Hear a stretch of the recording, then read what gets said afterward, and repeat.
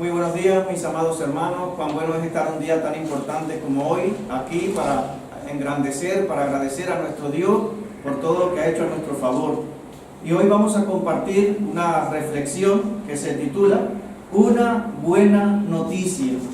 Una buena noticia. Vamos a estar hablando, por supuesto, de la resurrección de Cristo. Vamos a comenzar esta reflexión meditando en la siguiente pregunta. Imaginemos que alguien se nos acerca y nos dice que dentro de unos días va a ir, digamos, a un lugar de esta isla, digamos a Costa Teguise, y va a sufrir allí, va a ser torturado, va a ser sentenciado a muerte y va a resucitar. Imaginemos que alguien nos llega y nos dice todas estas cosas. Creeríamos que esta persona se ha vuelto loco, que es un mentiroso, que es un fanático, o creeríamos que es alguien fuera de lo común, que es alguien venido de otro mundo, si eso llegara a tener su fiel cumplimiento. Entonces meditemos en lo que Cristo dijo con anterioridad a su muerte. Y voy a invitarles a buscar en la palabra de Dios el Evangelio según San Mateo, capítulo número 16, versículo 21.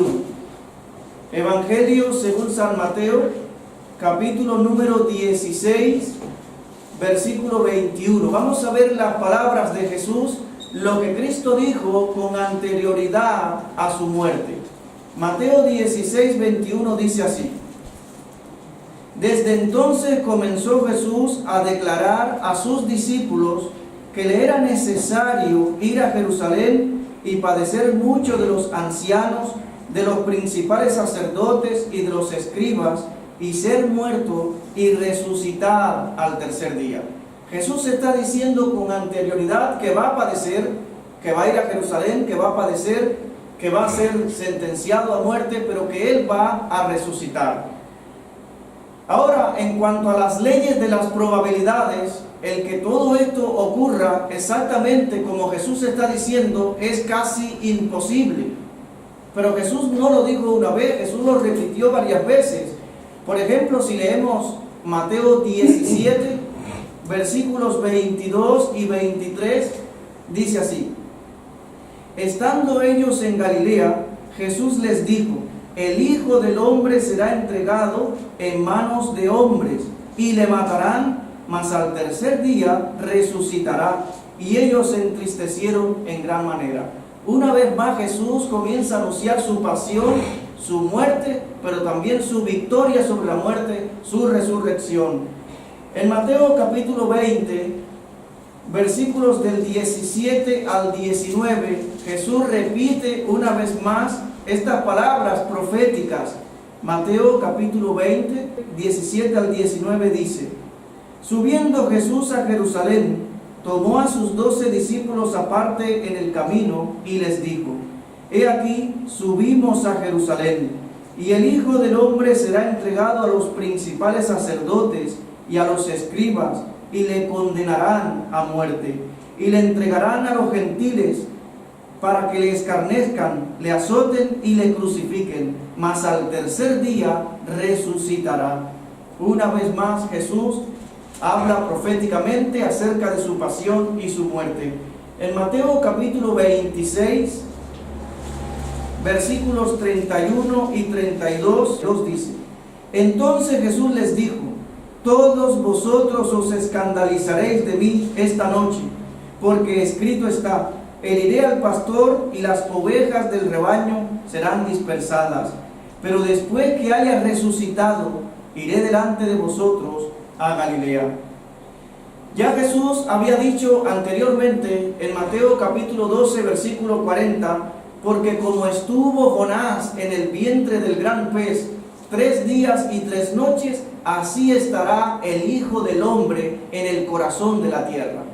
Y en el Evangelio de Juan, que les invito a buscar, el Evangelio de Juan capítulo número 2, versículo 19, Jesús también habla proféticamente sobre su propio cuerpo y dice lo siguiente en Juan capítulo número 2, versículo 19, dice: Respondió Jesús y les dijo: destruid este templo y en 3 días lo reedificaré. Destruid este templo, hablando acerca de su propio cuerpo. Repito, en cuanto a las leyes de las probabilidades, el que una persona diga todo esto y llegue a tener un exacto cumplimiento es matemáticamente casi imposible. La pregunta es: ¿tuvo estas palabras de Jesús su fiel cumplimiento? La respuesta es sí. Todos nosotros sabemos que una semana como esta, y el domingo pasado leíamos la entrada triunfal de Cristo en Jerusalén. Todos nosotros sabemos que un domingo como el domingo pasado, Jesús monta en un burro y entra triunfal a la ciudad de Jerusalén. El jueves de esa semana, Jesús come la última Pascua con sus discípulos, la última cena. Y después de esa cena, Jesús va al huerto del Getsemaní y allí comienza a orar con sus discípulos. Y mientras está orando, Judas le traiciona con un beso y arrestan a Jesús. Jesús es arrestado y toda esa noche Jesús tiene que comparecer ante diferentes juicios y a la mañana siguiente, un viernes, cae la sentencia, pena de muerte. Jesús es sentenciado a muerte. Le despojan de su ropa exterior, comienzan a darle latigazos, todo su cuerpo comienza a ser desgarrado por los látigos romanos, le ponen una corona de espinas en su frente como para burlarse de él, porque se decía: es el rey de los judíos y un rey debe de llevar una corona. Pero a Jesús, como una burla, le ponen una corona de espinas y las espinas quedan incrustadas en su carne. Imagínense todo el rostro de Jesús sangrando, todo su cuerpo desgarrado por los látigos romanos, y ahora le obligan a llevar una pesada cruz para que la lleve a las afueras de Jerusalén, a un lugar llamado el Gólgota o el Calvario, el lugar de la calavera. Y allí, mientras Jesús va por ese camino, se dan cuenta que Él no puede, por el dolor de las heridas, no puede con el peso de la cruz. Hoy en día ese camino se llama la Vía Dolorosa, y le quitan la cruz y la ponen encima de un hombre llamado Simón de Cirene, que venía del campo. Y ahora llevan a Jesús a las afueras de Jerusalén, y allí a un hombre vivo lo clavan en el madero. Allí está Jesús. Las primeras palabras de Jesús en esa cruz fueron: Padre, perdónalos porque no saben lo que hacen. Ahí estaba Jesús siendo crucificado. Levantan la cruz y le ponen 2 cruces más a cada lado, y 2 malhechores le crucifican, uno a cada lado, lo que significaba que el del medio era el peor, y en el medio estaba el Señor Jesucristo. En aquella cruz Él murió, Él derramó toda su sangre, Él entregó su alma o su espíritu al Señor. Él dijo: Padre, en tus manos encomiendo mi espíritu. Había sobre Él un título escrito con letras griegas, latinas y hebreas: este es el Rey de los judíos. Y en aquella cruz Jesús murió, fue sepultado. Un amigo suyo, José de Arimatea, pidió a Pilato el cuerpo de Jesús, lo sepultó en una cueva junto con algunos de sus discípulos. Y al domingo siguiente, al tercer día, Él se levantó triunfal del sepulcro. Y vamos a seguir la historia. El primer día de la semana, muy de mañana, volvieron al sepulcro trayendo las especies aromáticas que habían preparado, y algunas mujeres con ellas, y hallaron removida la piedra del sepulcro, y entrando no hallaron el cuerpo del Señor Jesús. Aconteció que, estando ellas perplejas por esto, he aquí se pararon junto a ellas 2 varones con vestiduras resplandecientes, y como tuvieron temor y bajaron el rostro a tierra, les dijeron: ¿por qué buscáis entre los muertos al que vive? No está aquí, sino que ha resucitado. Acordaos de lo que os habló cuando aún estaba en Galilea, diciendo: es necesario que el Hijo del Hombre sea entregado en manos de hombres pecadores, y que sea crucificado y resucite al tercer día. Entonces ellas se acordaron de sus palabras. Ocurrió, hermanos míos queridos, el hecho más extraordinario de la historia: la resurrección del Hijo de Dios, la resurrección de Cristo de entre los muertos. Se cumplió las Escrituras, todo lo que decían de Él el Antiguo Testamento, los profetas de la antigüedad, todo tuvo su cumplimiento en la persona de Jesús. También el Salmo 16, versículo 10, que dice: porque no dejarás mi alma en el Seol, ni permitirás que tu santo vea corrupción. Jesús se levantó del sepulcro y Jesús estuvo apareciendo por aproximadamente 40 días y 40 noches a sus discípulos y a un gran número de personas.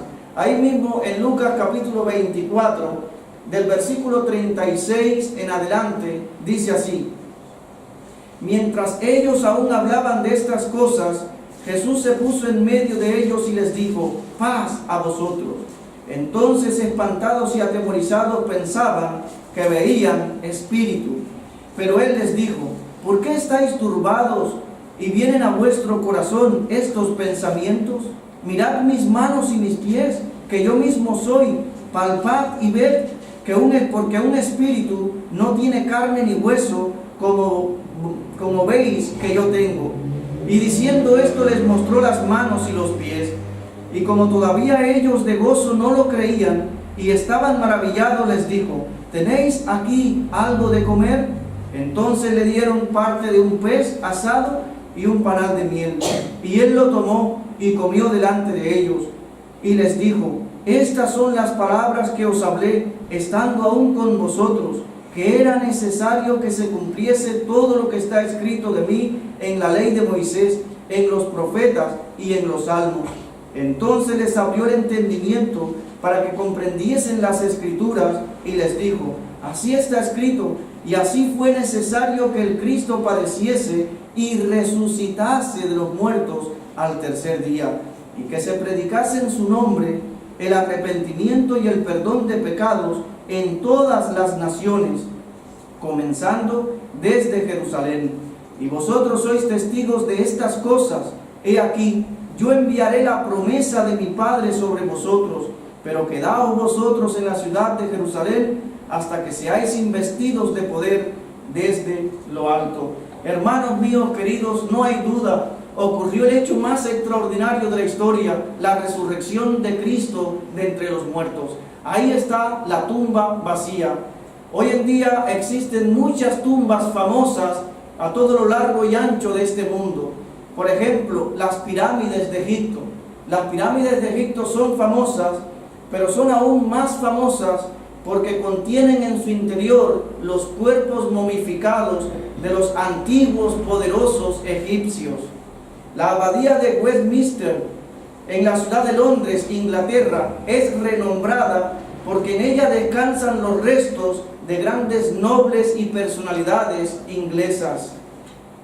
También el cementerio de Arlington, en la ciudad de Washington, Distrito de Columbia, en Estados Unidos, es reverenciado porque es el lugar donde descansan numerosos americanos prominentes en ese lugar. También la mezquita del profeta del Islam en Medina, Arabia Saudí, es visitada cada año porque allí existe un mausoleo donde descansan los restos de Mahoma. Ahora, entre la tumba de Cristo y estos lugares antes mencionados hay una diferencia tan grande, tan abismal como entre el día y la noche. Estos lugares son famosos y son visitados por turistas de diferentes partes del mundo por lo que allí contiene, por lo que existe allí. Sin embargo, la tumba de Cristo es famosa por lo que no contiene. La tumba de Cristo está vacía. Él se levantó triunfal del sepulcro. Pregunto, ¿se puede ser cristiano y negar la resurrección de Cristo? La respuesta es no. La Biblia nos dice en Romanos capítulo 10, versículo 9, que si confesares con tu boca que Jesús es el Señor y creyeres en tu corazón que Dios le levantó de los muertos, eres salvo. Porque con el corazón se cree para justicia y con la boca se confiesa para salvación. Es decir, no se puede ser cristiano y negar el hecho más extraordinario de la historia, negar la resurrección de Cristo. El mensaje de la Biblia, el centro de la Biblia es Cristo. Es la redención del hombre a través de la muerte, el sacrificio y la resurrección de Cristo. Sin la resurrección de Cristo no hay cristianismo. Seríamos una religión más. Pero nuestra fe está basada en un hecho histórico, la resurrección de Cristo. La Biblia dice en 1 Corintios capítulo 15 versículo 17: y si Cristo no resucitó, vuestra fe es vana, aún estáis en vuestros pecados. Es decir, si Cristo no resucitó, ¿de qué sirve el cristianismo? Cuando las esperanzas del cristianismo están precisamente en una vida más allá de la muerte. Alguien puede creer toda la vida de Jesús, toda la vida de Cristo, pero si niega la resurrección, estará tan perdido como los inconversos de este mundo que viven sin esperanza. Pero los cristianos vivimos con una esperanza, vivimos con el anhelo de un día encontrarnos con el Señor. Vivimos sabiendo que la muerte un día nos hará el grandioso favor de ponernos en un mundo mejor, en los brazos del Señor Jesucristo para siempre. Porque en esta tierra, como siempre decimos, nos suceden cosas muchas veces hasta peores que personas que no son cristianos. En esta tierra nos enfermamos, sufrimos, morimos, y Cristo no engañó a nadie. Él dijo: en el mundo tendréis aflicción, pero confiad, yo he vencido al mundo. La confianza que tenemos es que en medio del sufrimiento y el dolor, el Señor está trabajando, Él está con nosotros. Pero las esperanzas del cristiano están en una vida más allá de la muerte. La Biblia dice en 1 Corintios, les invito a buscarlo, en 1 Corintios capítulo número 15, versículos 53 al 55, dice lo siguiente, hablando de esta gran verdad, de que nuestra esperanza no es mientras vivamos en un cuerpo de carne y hueso como este. Dice la Biblia en 1 Corintios capítulo 15, versículos 53 al 55. Porque es necesario que esto corruptible, hablando del cuerpo, dice que esto corruptible se vista de incorrupción y esto mortal se vista de inmortalidad. Y cuando esto corruptible sea vestido de incorrupción y esto mortal se haya vestido de inmortalidad, entonces se cumplirá la palabra que está escrita: sorbida es la muerte en victoria. ¿Dónde está, oh muerte, tu aguijón?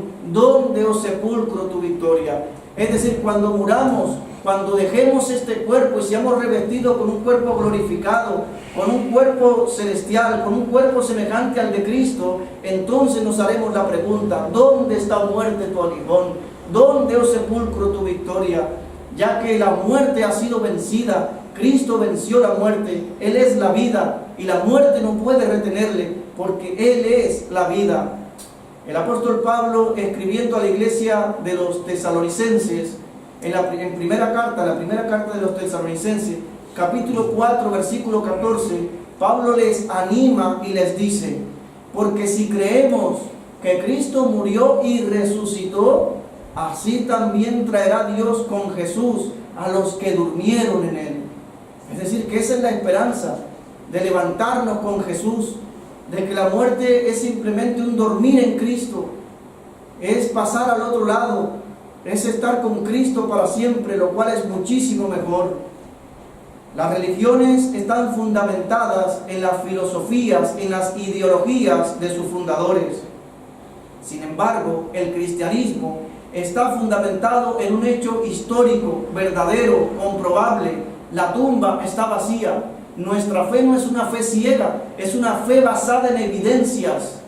La gente puede visitar el Santo Sepulcro. Se conoce así hoy en día como el lugar donde fue sepultado el Señor. Se conoce como el Santo Sepulcro. Y ahí puede ir a ver la gente la tumba vacía. No somos cristianos que andamos con una Biblia debajo del brazo y creemos en todo lo que ahí dice sin evidencias. No. Tenemos fe en la palabra de Dios, lo creemos, pero también hay muchas evidencias en el mundo acerca de la confiabilidad de las Escrituras, acerca de la resurrección de Cristo. Meditemos en los apóstoles. Si Cristo no resucitó, ¿por qué los apóstoles dieron la vida por Jesús? Los apóstoles fueron perseguidos. Cuando murió Cristo, ellos fueron perseguidos. Y ellos, de ser unas personas cobardes que estaban ocultos, que estaban escondidos con las puertas cerradas, pasaron a predicar la resurrección de Cristo al mundo. ¿Y qué recibían a cambio? Imaginemos que estaban predicando una mentira. Bueno, hoy en día hay mucha gente que predica una mentira pero recibe algo a cambio. ¿Qué recibieron ellos a cambio? Nada material. ¿Qué recibieron ellos a cambio? La muerte. Todos ellos dieron la vida por Jesucristo. Todos murieron por causa del Evangelio, excepto Juan, que murió de anciano, desterrado en la isla de Patmos. Es decir, no cabe dudas, ellos vieron con sus propios ojos al Cristo resucitado, como afirman los evangelios, y al verles eso cambió su vida. De personas cobardes se convirtieron en unos hombres y mujeres valientes que dieron la vida por causa del evangelio, porque su esperanza estaba en una vida más allá de la muerte. Como quien dice, no temo a la muerte, sé que la muerte me va a hacer el favor de ponerme en un mundo mejor, de recibir de una vez y por todas lo que Dios me ha prometido. Si ellos hubiesen predicado esa mentira de que Cristo resucitó, si Cristo no hubiese resucitado y lo hubiesen predicado a otra generación, bueno, ellos no sabían lo que estaba pasando. O si lo hubiesen predicado bien lejos, en una ciudad bien lejana, bueno, ellos no estaban enterados de los hechos. Pero ellos comenzaron a predicar la resurrección de Jesucristo a su propia generación, a la gente de su propia ciudad, a la gente que vieron con sus propios ojos a Cristo derramar toda su sangre en la cruz. Y miles de personas se convertían porque tenían sus esperanzas en una vida más allá de la muerte, porque creían en la resurrección de Cristo, y eso transformó el mundo. Hermanos míos queridos, el cristianismo está fundamentado sobre un hecho histórico verdadero. Es un hecho contundente, innegable, la resurrección de Cristo de entre los muertos. Ahora, el Cristo resucitado ordenó a sus discípulos que ellos debían proclamar ese mensaje al mundo. El mundo debía conocer ese mensaje y debía creerlo. Recuerden cuando el Cristo resucitado, antes de ascender al cielo, está en el monte de los olivos con sus discípulos y les dice en Marcos capítulo número 16, versículo 15 y 16: id por todo el mundo y predicad el evangelio a toda criatura. El que creyere y fuere bautizado será salvo, mas el que no creyere será condenado. El evangelio es una buena noticia. Es la noticia más maravillosa que jamás la gente haya escuchado. El evangelio es poder. La Biblia dice en Romanos 1:16: porque no me avergüenzo del evangelio, porque es poder de Dios para salvación. El evangelio está descrito en 1 Corintios capítulo 15, del versículo 1 al versículo 8, que vamos a leer. Miren el mensaje que debía proclamar la iglesia. Está en 1 Corintios capítulo 15, versículo 1 al 8. Dice Pablo: además os declaro, hermanos, el evangelio que os he predicado, el cual también recibisteis, en el cual también perseveráis, por el cual asimismo, si retenéis la palabra que os he predicado, sois salvos, si no creéis en vano. Porque primeramente os he enseñado lo que asimismo recibí, que Cristo murió por nuestros pecados, conforme a las Escrituras, y que fue sepultado, y que resucitó al tercer día, conforme a las Escrituras. Ese es el evangelio, que Cristo murió por nuestros pecados, que Él fue sepultado y que Él resucitó al tercer día. Esa es la buena noticia, que habiendo nosotros sido pecadores, que habiendo nosotros merecido la muerte, el castigo eterno, la condenación eterna, sufrir separado de Dios eternamente, ahora Cristo va y muere en nuestro lugar, ocupa nuestro lugar en la cruz. Él murió, pero no se quedó ahí, Él resucitó, Él venció la muerte. Y ahora dice el versículo 5, y que apareció a Cefas y después a los 12, después apareció a más de 500 hermanos a la vez, de los cuales muchos viven aún y otros ya duermen. En el momento que se estaba escribiendo esta carta, muchos vivían. Dice el versículo 7, después apareció a Jacobo, después a todos los apóstoles, y dice Pablo, y al último de todos, como un abortivo, me apareció a mí. ¿Se dan cuenta cómo los discípulos vieron a Cristo resucitado? Y ese mensaje lo llevaron por el mundo y pagaron con su propia vida por llevar el evangelio a otros, por llevarlo al mundo. Y hoy en día la iglesia tiene esta gran verdad, tiene esta buena noticia que compartir, y muchas veces nos quedamos con esa noticia, no la compartimos, cuando otros dieron su sangre, dieron su vida, para que nosotros hoy tuviésemos el privilegio de tener nuestro nombre escrito en el libro de la vida, de que nosotros hoy dejemos de ser ciudadanos terrenales para ser ciudadanos celestiales, porque estamos de paso por este mundo, somos extranjeros, somos peregrinos en esta tierra, somos embajadores del reino de los cielos, gracias a que otros nos hablaron el Evangelio. Hermanos, este es el mensaje que debe proclamar la iglesia. Nosotros existimos como iglesia, entre otras cosas, para proclamar esta gran verdad, el Evangelio, para que llevemos el Evangelio a otros lugares. Ese es el único mensaje que trae paz y esperanza al corazón humano. Es el único mensaje que puede transformar nuestra vida, que puede cambiar nuestro lamento en baile, que nos da paz, que nos da seguridad. Todos nosotros sabemos de las noticias. Hace unos días atrás, un expresidente de Perú se suicidó, se quitó la vida. Él probablemente robó y tenía que enfrentarse a un juicio y se quitó la vida. Pero hoy en día meditamos y decimos, bueno, ¿cómo puede hacer que un hombre que ha sido presidente en 2 mandatos de un país, por muy poco que sea su sueldo, debe de vivir por encima del nivel de los demás, de las demás personas de su país? ¿Qué lleva a un hombre a no sentirse contento con lo que tiene? A no tener paz en su corazón con lo que ya Dios le ha dado. Y es que hay un vacío en el corazón humano.